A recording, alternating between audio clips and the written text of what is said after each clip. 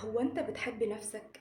سؤال مهم جدًا لازم تسأله لنفسك وتجاوب عليه بمنتهى الصراحة والوضوح. أنا عارفة إن مش ناس كتير أوي بييجي في دماغها إنها تسأل نفسها السؤال ده، وأنا كنت واحدة من الناس دي. عمر ما جه في بالي إن أنا أسأل نفسي بمنتهى الأمانة وأجاوب أنا باحب نفسي والّا لأ. ولمّا الفترة اللي فاتت دي حصلت في حياتي ظروف كتير أوي كانت صعبة، وقعدت مع نفسي وقُلت لازم أعرف إجابة السؤال ده، اكتشفت يا جماعة إن أنا ما كنتش باحب مروة. أنا باحب كل الناس اللي حواليّا، والله شاهد على اللي باقوله. باحب كل الناس اللي حواليّا فرحانة، وكل الناس اللي حواليّا صحتها كويسة، وكل الناس اللي حواليّا بتنجح وبتحقق أمانيها ومش زعلانة ومش بتبكي، وعندي استعداد أعمل عشان كل الناس اللي باحبها دي أي حاجة. لكن عشان مروة والله ما بيبقاش عندي طاقة أعمل لنفسي حاجة واحدة من اللي أنا قادرة أعملها عشان خاطر كل الناس اللي حواليّا.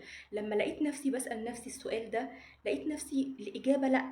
يبقى أنتِ كده ما بتحبيهاش. يا جماعة أنا كنت واصلة لمرحلة إن أنا ممكن يكون نِفْسي في حاجة ممكن عشان أقف أعملها لنَفْسي مش تاخد 10 دقايق، بس لأ، ما عنديش طاقة أقوم أفرّح نَفْسي وأعملها، وحد تاني يطلب منّي حاجة والله هتكلّفني وقوف في المطبخ أضعاف الوقت اللي كنت هاقف فيها لنَفْسي. في نَفْس اللحظة اللي أنا كنت باقول لنَفْسي فيها إن أنا مش قادرة أقوم من مكاني، بتيجي لي قوة وطاقة غريبة إن أنا أقوم أعمل اللي قدّامي ده طلبه عشان خاطر عايزة أفرّحه، عشان خاطر مش عايزة اللي قدّامي يكون نِفْسه في حاجة. لكن مروة عادي، عادي تكون نِفْسها في حاجة وما تاكلهاش، وعادي تكون نِفْسها تروح مشوار وما تروحهوش، وعادي يكون نِفْسها تحقق حاجة وبتسعى لها بس مش بكل طاقتها. لكن لو حد من اللي حواليّا عايز حاجة، أنا ممكن أسعى أنا مكانه بس هو ينجح ويحقق اللي هو عايزه. طب وهو ده صح؟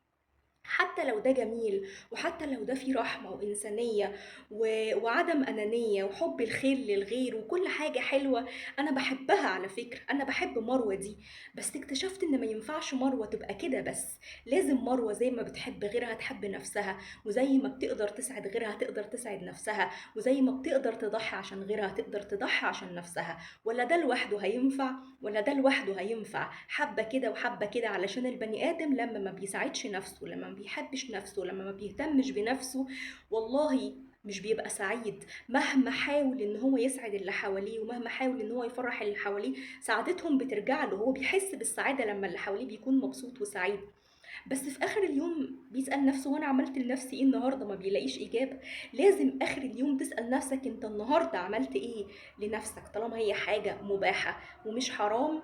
لازم تلاقي لنفسك إجابة. لو إن شاء الله جبت لنفسك شوكولاتاية كان نفسك فيها، لو اتمشيت تمشية كان نفسك فيها، لو عملت أي حاجة بسيطة هتفرحك، علشان خاطر ده في الآخر هيجمع لك طاقة إيجابية تقدر بيها تساعد برضو الناس اللي انت عايز تساعدها، وهيجمع لك انت كمان طاقة ايجابية تقدر بيها تنجح وتشتغل وتكمل حياتك. والا صدقني لو ما حبيتش نفسك هتقع وقعة وحشة قوي، جايز بعديها لا قدر الله ما تعرفش تقف تاني على رجليك. حبوا نفسكم يا جماعة، حب بدون أنانية وبدون ظلم للغير وبدون سلب حقوق الغير، علشان خاطر لو ما عملتوش كده عمركم هيعدوا وانتوا واقفين بتتفرجوا عليه، وفجأة هتفوقوا متأخر وتلاقوا ما بقاش فيه وقت تعملوا فيه أي حاجة من اللي انتوا فوتوها، وهتندموا ندم عمركم.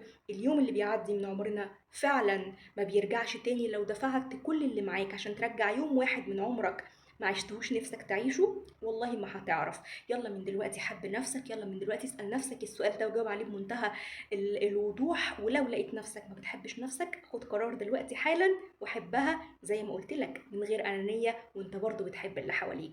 تحياتي للجميع، مروة مغربي.